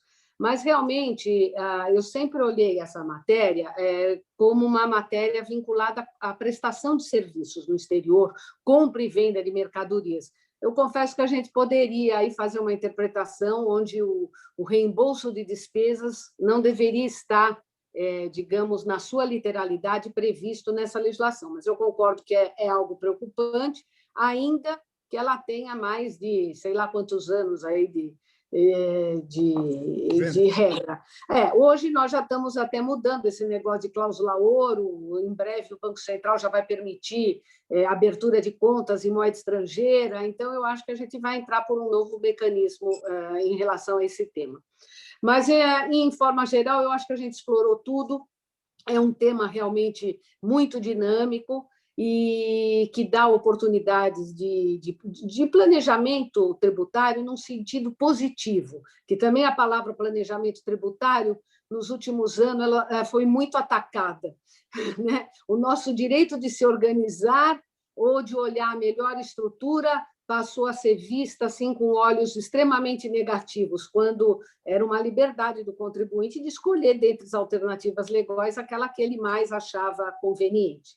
Mas, de qualquer maneira, eu queria agradecer a presença, ter estado do lado do Ricardo Mariz, do Vitor, da Adriana, Henrique, Vanessa, e por terem me chamado para participar desse seminário. Desejo a todos sucesso durante essa semana. Obrigada, doutora Luciana. Prazer foi nosso. Doutor Vitor. Vamos lá, rapidamente, então. Não vou comentar aqui a compensação privada, que acho que ficou bastante claro, e tenho para mim que, na nossa legislação bancária, é bastante recomendável que se faça os contratos, ainda que simbólicos, de câmbio, tanto quanto isso seja possível. Eu queria pegar duas questões aqui, uma da Soraya, com relação a serviços colocados à disponibilização e não utilizados. Como é que ficaria? Dá para fazer o rateio mesmo assim e está preservada a dedutibilidade para a empresa brasileira receptora dessa estrutura, né? Vamos dizer assim. Eu diria que depende muito da análise do caso concreto, né? Precisa ficar muito claro que houve um esforço de criação de uma estrutura que vai ter um gasto fixo de aluguel de espaço, por exemplo, onde fica o pessoal lá da contabilidade, ou o que seja, e que, portanto, a capacidade ociosa, né, desse departamento, ela vai ser rateada independentemente da utilização ou não. Se esse contexto, né, for possível de ser provado, eu diria que dá para justificar, sim, a dedutibilidade.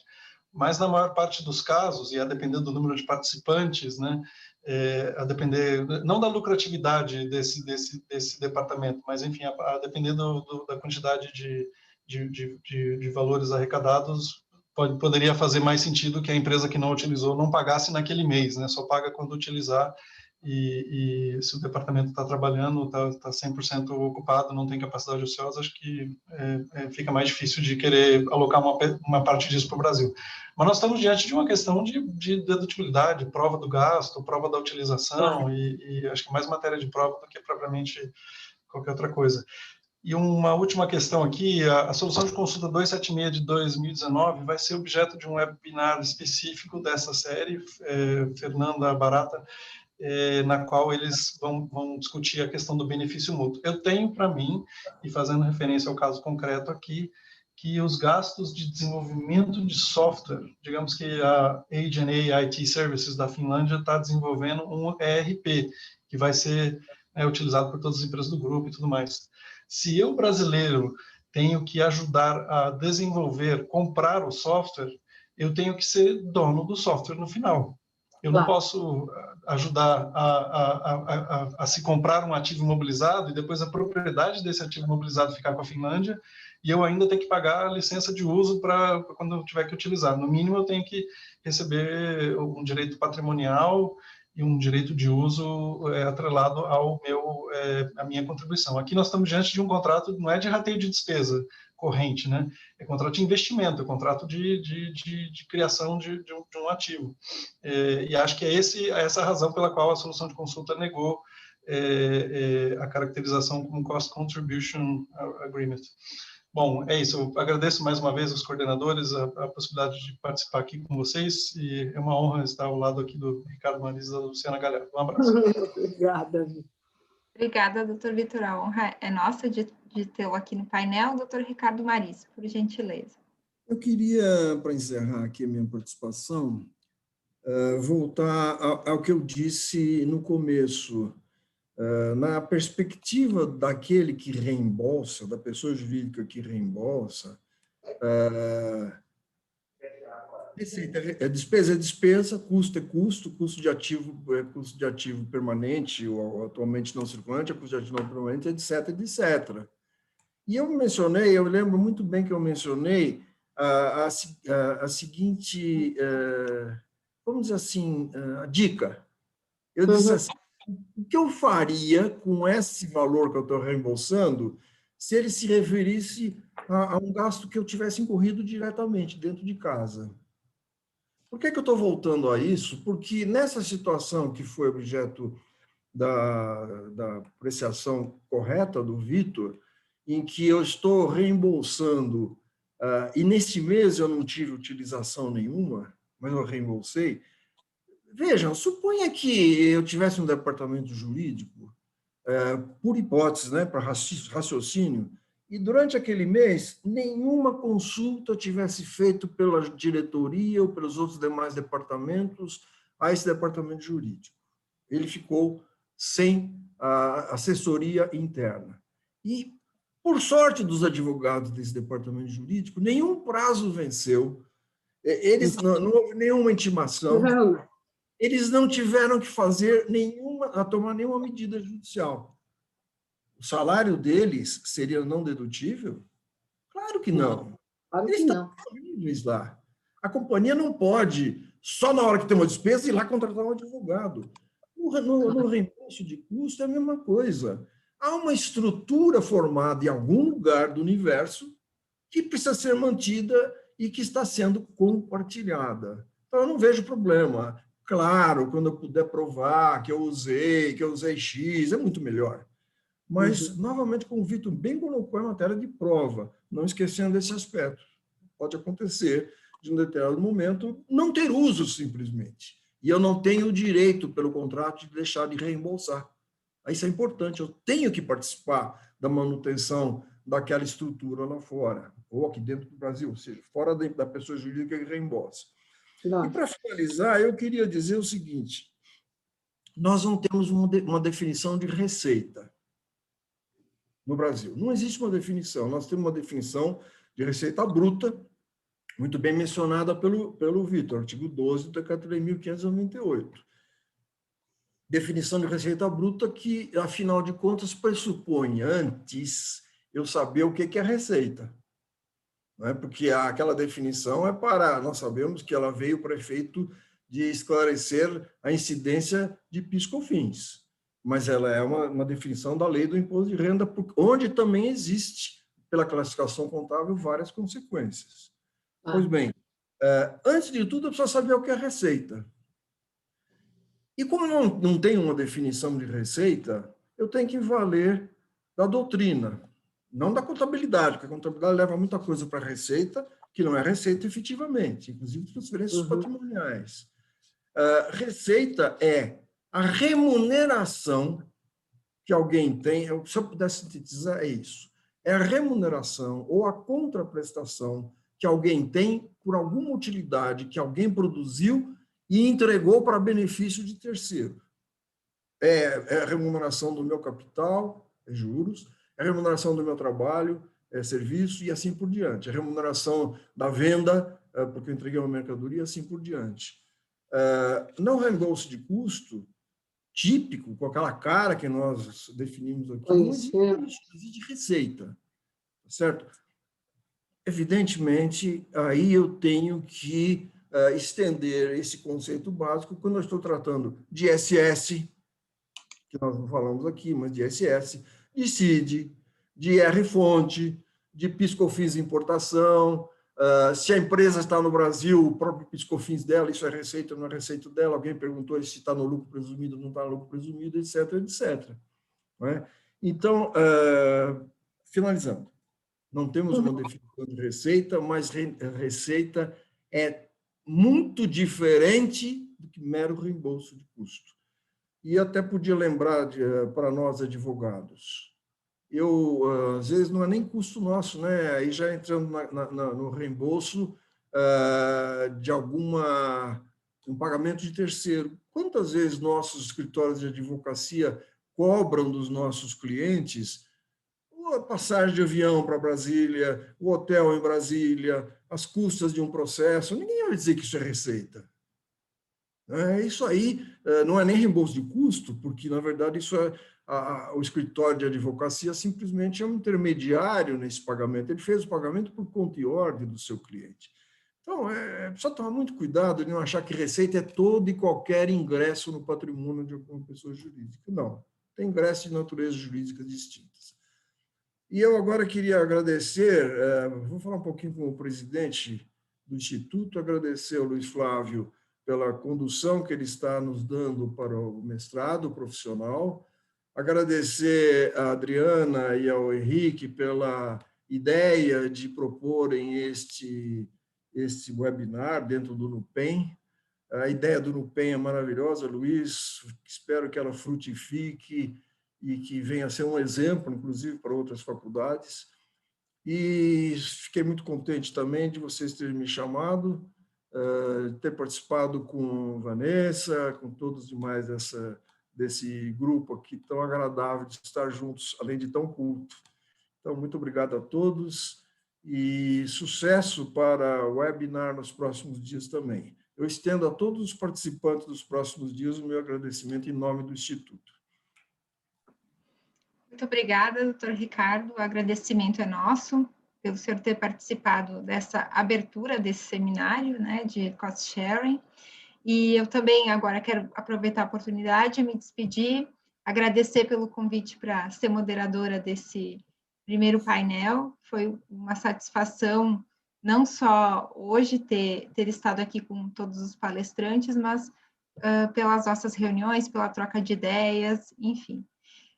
Então, eu agradeço, desejo sucesso aos demais dias da semana e passo a palavra para o Luiz Flávio fazer o encerramento. Obrigada. Obrigado, Vanessa. Olha, eu só tenho que agradecer, mas eu vou me valer das palavras do Ricardo, agradecer a participação de cada um de vocês, cada um de vocês pessoas muito queridas e gentis, né, que tornou hoje uma conversa que rolou fluida, mas Ricardo, Luciana, Vitor, Vanessa, vocês têm um repertório, uma erudição, um conteúdo técnico que tornou essa conversa extremamente frutífera, né? Então, essa receita não poderia dar outro resultado como este webinar de hoje. Nós tivemos, em algum momento, eu olhei os participantes, eu vi 250 pessoas online. O nosso público principal de hoje é Adriana Brito, que é a mestranda proponente desse seminário, e uma certeza que eu saio daqui, além de muitos aprendizados que eu tive sobre cost sharing, é que com certeza vocês quatro e muitos dos participantes que fizeram comentários no chat, no Q&A, vocês estão nutrindo as bases deste trabalho de conclusão de curso da Adriana. E é por isso que agradeço a cada um de vocês. Muito obrigado. E eu passo a palavra para o Henrique Lamônica, para ele falar um pouquinho, Henrique, rapidinho, sobre o que nós teremos amanhã e nós seguimos para o encerramento. Muito obrigado. Obrigado, professor Luiz. Pessoal, amanhã o assunto, a gente fez uma divisão, né, nos 5 dias, para possibilitar que esse novelo de lã, que é o contrato de rateio, ele possa ser abordado nas diferentes frentes nas quais ele pode ser abordado. Então, amanhã a gente vai discutir o compartilhamento de custos versus serviço, né? Qual é o conceito de serviço e como que ele se distingue, se é que se distingue, de um compartilhamento de custo e de despesas. Então, ali a gente vai discutir o conceito de serviço, vai discutir principalmente as manifestações dos municípios, né? Se existem decisões judiciais, como que esse debate todo dialoga principalmente com o ISS, porque a gente centra bastante a análise nos requisitos que são encontrados na Receita Federal, mas os municípios também têm o ponto de vista deles, eles é um ente tributante relevante para esse contrato. Então, a gente acha que é interessante esse debate que vai acontecer amanhã. A gente vai ter na mesa o Marcos Neder, o Alberto Macedo e o professor Luiz Flávio fazendo esse debate tão importante para todos nós, né? Uma questão prática que a gente vai colocar é que se os requisitos e critérios que são estabelecidos pela Receita Federal valem, né, para os municípios, ou se eles servem como guia. Será que os municípios consideram esses critérios como vinculantes ou não? Como que funciona isso na prática? E a nossa moderadora vai ser a Amanda Panissa. Eu tenho certeza que a gente vai ter bastante sucesso. Eu espero ver vocês lá. Obrigado. Muito obrigado, pessoal. Que honra participar desse painel, que conversa fluida. Foi realmente maravilhoso, como o Luiz Flávio comentou. Foi, de fato, um bate-papo. Eu acho que essa é a nossa intenção. Me sinto imensamente honrada de ter tanto, enfim, de compartilhar tantos conhecimentos e vocês terem compartilhado conosco, tanto os palestrantes quanto os participantes também. E eu os convido a participarem de todos os demais dias. A gente tem muito o que falar ainda sobre serviço, como o Henrique comentou, sobre o que é benefício mútuo. Eu vou palestrar nesse painel especificamente, sobre critérios diretos e indiretos. A gente tem muito o que falar sobre esse tema tão maravilhoso, como bem pontuado pela Luciana Carnado. Muito obrigada a todos e fiquem bem saudáveis e protegidos, tá bom? Obrigada. Tchau, tchau.